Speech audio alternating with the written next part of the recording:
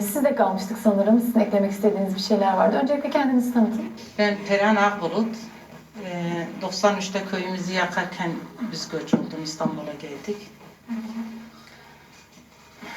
Mücadele, biri sana zarar verirse sen uyarıyorsun, yani mücadeleye giriyorsun.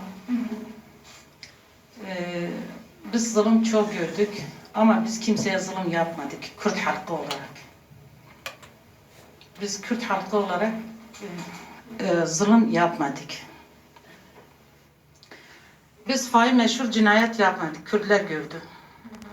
Biz kimsenin dilini yasak etmedik, Kürtler gördü. Kimsenin toprağını, köyünü yakmadık, Kürtler gördü. Kürt anaların çocukları parçalanarak türbelere verirken analara verdik. Biz yapmadık ama biz hep barış istedik. Hiçbir zaman Kürtler kimseye haksızlık yapmadı. Kimsenin dağlarına gitmedik. Eğer hendek yaparken dedi ki kimse benim kapıma gelmesin, bana anneme zulüm yapmasın. Bedel verdik. Diri diri yaktık. Diri diri yaktım çocuklarımız. Bu devirde 100 yıla geliyorum. Analar çocukları buzdolaba koydu. Analar dışarıda 7 çocuğun annesi Tayyip ana sokaklarda kaldı. Hepimiz biliyoruz. Roboski'den 34 kişi parçalanarak öldü. Ama yine de biz barış dedik. Bugün vicdan sahibi olan, hak hukuku bilen, aydın olan, yazar olan, çizer olan hepsi kimsesi çıkarttı. Bu zulüm dedi ki olmasın. Önümü kesmeyin. Ben zulüm yapacağım Kürtlere. Hepsi cezaevine koydu. Eğer bir devlet aydınlara cezaevine koyarken o devlet karanlıktır. Aydın lazımdır. Ama kim imza attı? Cezaevine attı. Biz yine de dedi barış olsun. İnsan hakları binlerce şimdi cezaevinde, gazeteciler cezaevinde, öğretmenler cezaevinde, hak hukuk isteyenler sokaklarda ama hepsi cezaevinde. İşçiler, emekçiler yine de cezaevinde. Savaşa karşı çıkan herkes hemen hemen. Herkes. Ama bu ceburete dur demesi lazımdır. Halk yine de bizim güvenimiz halktır. Hem Kürt halkı hem bütün insan diyen, yani ben insanım, ben vicdanım. Çünkü insan vicdanıyla ölür. Ama dünya malına ölmez, götürmez. Vicdanıyla beraber gider. Biz bunu istiyoruz. Biz hiçbir zaman kimseye demedi ki çocuğun ölsün. Ben ne asker, binlerce asker analarına temas yaptım. Bu İstanbul'da. Ama korkuyorum. 4-5 kuruş para. Ondan sonra da baskı. Korkuyorlar yani. Onlar barış Korkuyorum. mücadelesini içerisinde. Diyor ki biz gelirse sizin yan yana biz biliyoruz. Ama bizi hem maaşımızı kestireceğim hem bizim Kürt anaları ne pul, ne para, ne hiçbir şey. Sağda barış istiyor diyor insanlar ölmesin. Kendi evladını başka evlat da ayrım yapmıyor. Diyor ki yani ölmesin, insanlar ölmesin. Demedi benim çocuğum sade ölmesin. Diyor güzel bir dünya olsun. Kalan çocuklarımız içinde yaşasın. O kadar Kürt anaları bir araya geliyor. Acılar o kadar vardın ki. Sen acını onlara anlatırken kendinden utanıyorsun. Diyor ki ay benim acım acı mı? Daha farklı bir acıyı karşılaşıyorsun. Biz binlerce herkese seslendik, kapıları çaldık. Devletin kapısı olsun, milletvekili olsun, aydın olsun, dernekler olsun bir şey kalmadı. Dizlerimizden koptuk ama vazgeçmedik. Çünkü bizim başka bir şansımız yok barıştan. Çocuklarımız gitti, Kürtler söz konusu olursa herkes imza atıyor, tezkere çıkarıyor. Kürtler 3 Kürt eğer şeyden olsaydı Libya'da yine de hepsi imza atardık. Ama Kürtler söz konusu olursa hepsi birlik oluyor. Yani mecliste tezkere... Şimdi havaalanından Diyor 50'ye yakın dil yazmışsın ama Kürtçe dili yasaktır. O bilinmez bir dildir. Bu ülkede 1000 yıldır beraber yaşıyorum. 1000 yıldır biz kardeşim. Yani 1000 yıldır beraber hukukumuz birbirine vardır. Bir ülkeyi beraber dedelerimiz kazanmışız. Ama bugünkü bir yerden göç gelirse hastanelerinde Arapça yazıyorum. Kürt çocukları göç oldun, Arap çocukları göç oldun. Onların yuvasını yıktın. Ama eşit tutun. Kürt'ün çocukları Türkçe öğrendi. Kürt'ün Arap çocukları Arapça söyledi. Ben okuluna gittim Fatih'te. Böyle bir merak ettim yani. Gittim dedim ki Kürt çocuğu bana dedi ki bana Türkçe öğretiyorum. Ama Arapça burada Arapça söylüyor. Arapça okulları, Kürtçe yok. Neden bu kadar Kürtçeden korkuyorum? Biz kimseye haksızlık yapmadık. Biz Kürt'ün, Allah bizi yarattı. Biz kendimizi yaratmadık. Bu ülkede Arabı var, Kürdü var, Lazı var, Çerkezi var, Alavisi var, Yahudisi var. Her insan birlik olsun. Çünkü onlar da bizim gibi zulüm görüyor. Türk'ün de bu ülke çok acı çekti. Ama birinin çocukları fabrika kurur. Biz birine diyorum ki artık dur. Barış istiyorum. Çünkü barıştan başka bir şansımız yok. Biz barışı istiyorum. Bizim suçumuz eğer barışsa gelsin bütün Kürt annelerine. Barış bir oyuncudur yani. Bir oyun yaptı. Cumartesi analara çağırdı. Bir oyundur. Barış anaları ne yaptı? Gitti çadır kurdu. Çocuklarımızla iki karakolun arasında. Ben 2 ay, 3 aya kadar orada kaldım. Evime gelemedim. Dersim'de. Dedim ki asker öğlenden geliyordu. Geriyle akşam biz gönderiyorduk.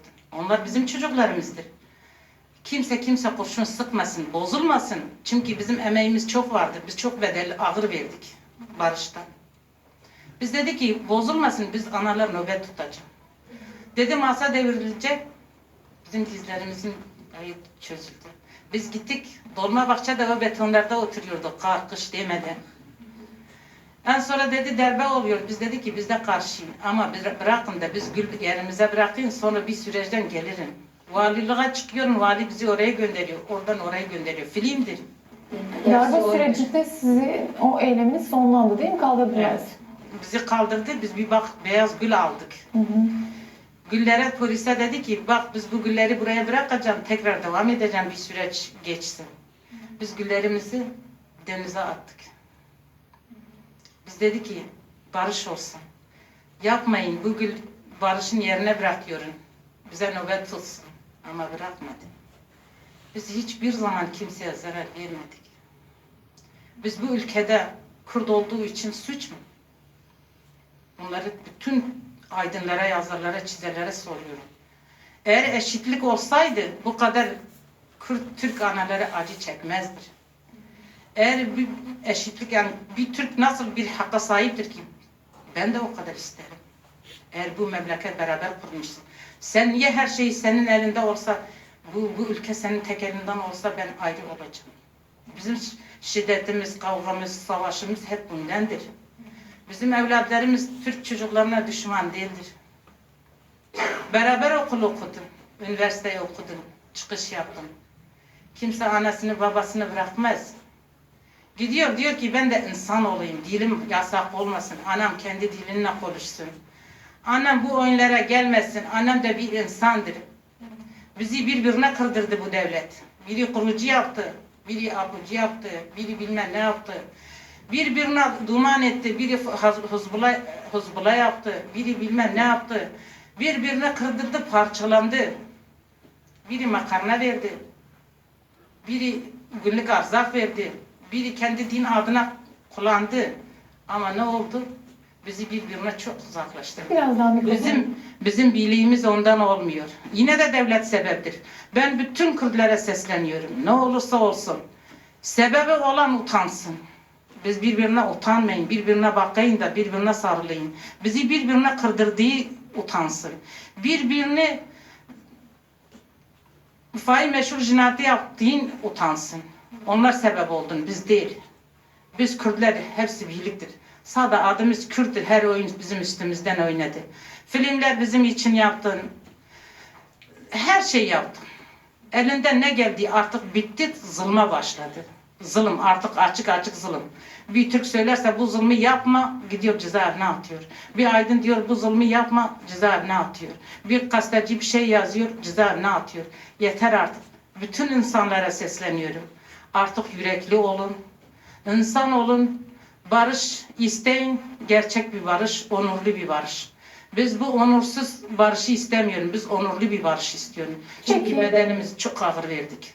Ben burada şunu da sorayım. Şimdi mesela biraz önce anlatırken söz ettiniz. İşte çözüm süreci bozulacağını duyduğumuz zaman bizim dizlerimizin bağı çözüldü Evet. dediniz. Şimdi 20 yıldır barış diye haykıran anneler, bu mücadelenin içerisinde siz ne kadar zamandır Ben başlamışsınız? 15 yıldır kurulduğundan beri içindeyim ama 15 yıl aktif içindeyim. 15 yıldır barış Evet. mücadelesini Evet. veriyorsunuz. Sizce barış nasıl gelecek? Yani annelerin Barış- bir mücadelesi var ama bu mücadelenin daha çok yayılması mı gerekiyor? Ya da diğer annelerin de mi katılması gerekiyor? Yani barış nasıl gelecek? Barış nasıl gelecek? Barış nasıl söylediği zaman o zaman BBC televizyon geldi bize soru sordu. Barış devlet kendi aybinle yüzleşse, özür Kürtlerden özür dilersen yüzleşmeyle gelir. Yüzleşmediği zaman hiçbir zaman geri gelmez. Ne kadar analar çırpınırsa çırpınsın onlar yüzleşmeyle gelir. Çünkü yüzleştiği zaman sen diyecek ki bu artık bir gerçektir. Aybını görüyor, şeyini görüyor. Bu diyor ha babam daha yapacak. Yani biz barışı emeğimizi verdik. Bedeli ne kadar ağır olursa olsun biz bunun peşini bırakmayacağım. Her zaman zalim kaybetmiş, mazlum çünkü biz haklıyız. Hakkımız vardır. Barışımız da gerçek olacak. Onurlu bir barış olacak.